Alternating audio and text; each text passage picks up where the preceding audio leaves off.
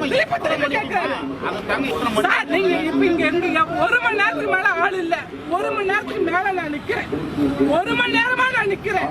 இந்த வார்த்தை கேட்டு நான் நிக்கிறேன். ஒரு ஆம்பளை குடிக்காரன் தொட மாட்டேன்னு சொல்லிட்டான், குடிக்காரன் அழிக்க மாட்டேன்னு சொல்றான், குடிக்காரன் என்ன கூப்பிட ரூம் போட்டு அவனுக்கு எதுவுமே காவல்துறை கேட்கணும். சேலம் நெடுஞ்சாலை நகரைச் சேர்ந்தவர் சுமதி, வயது 53. மகன் திருமண வேலையாக திண்டுக்கல் போயிருந்தார். அங்கிருந்து கரூர் வந்து சேலம் பஸ் மாறி செல்ல காத்திருந்தார். அப்போது போதையில் வந்த ஆசாமி சுமதியை அழைத்துள்ளார். தகாத வார்த்தைகள் பேசி அவர் கையை பிடித்து இழுத்துள்ளார். ஆத்திரமடைந்த சுமதி போதை ஆசாமியை எட்டி உதைத்துள்ளார். அதன் பிறகே சுற்றியிருந்தவர்கள் உதவிக்கு வந்துள்ளனர். அவசர போலீஸ் உதவி எண் 100க்கு அழைத்தும் இணைப்பு கிடைக்கவில்லை. பஸ் ஸ்டாண்டில் ஒரு பெண்ணுக்கு இவ்வளவுதான் பாதுகாப்பா? சுத்தி டாஸ்மாக் திறந்து வச்சா இப்படித்தான் ஆகும் என சுமதி புலம்பினார். பஸ் ஸ்டாண்ட்ல ஒரு பொண்ணு தனியா நிக்கவே முடியாதா, கூடாதா? அப்ப ஊர்ல வரவங்க ஆள் கூட்ட வருவாங்களா? குடிகாரனா கேஸ் எடுக்க மாட்டீங்களா? குடிகாரனா எது வேணாலும் பண்ணலாமா?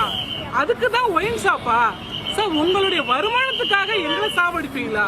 இதுதான் பாதுகாப்பா சார் தமிழ்நாட்டுல? நான் கேட்கறதுதானே.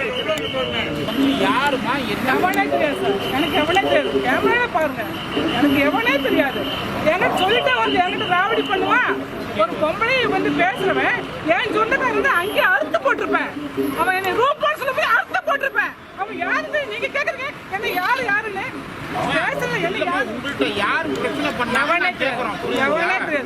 பாருங்க சார். அவ்வளவு தூரம் நான் பார்த்து சொல்லிட்டு என்ன நடச்சு அந்த வார்த்தையை சொல்றேன். என்ன ஒருத்த கூப்பிடா யாருன்னே தெரியலன்னு சொல்றேன். நீங்க இப்ப இங்க இருந்தீங்க, ஒரு மணி நேரத்துக்கு மேல ஆள் இல்ல, ஒரு மணி நேரத்துக்கு மேல நான் நிக்கிறேன், ஒரு மணி நேரமா நான் நிக்கிறேன். இந்த வார்த்தை கேட்டு நான் நிக்கிறேன். ஒரு ஆம்பளை குடிக்காரன் தொட மாட்டேன்னு சொல்லிட்டான், குடிக்காரன் அழிக்க மாட்டேன்னு சொல்றான், குடிக்காரன் என்ன கூப்பிட ரூம் போட்டு அவனுக்கு எதுவுமே காவல்துறை கேட்கணும். கேஸ்ல இருந்த மாட்டேன் பண்ண மாட்டேன் அப்படின்னு சொல்றாங்க. நீங்க காவல்துறை நாடுங்க அப்படின்னு சொல்றாங்க. இந்த இடத்துல வண்டி நிக்குது, காவல்துறை வரல.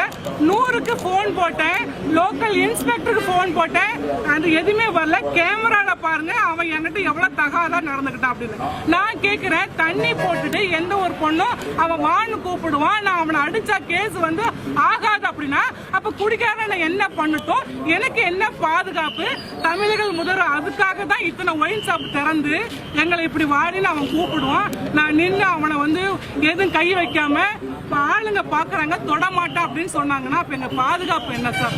சுமதியிடம் விசாரணை நடத்திய போலீசார் அவரை சேலம் பஸ்ஸில் சொந்த ஊருக்கு அனுப்பி வைத்தனர்.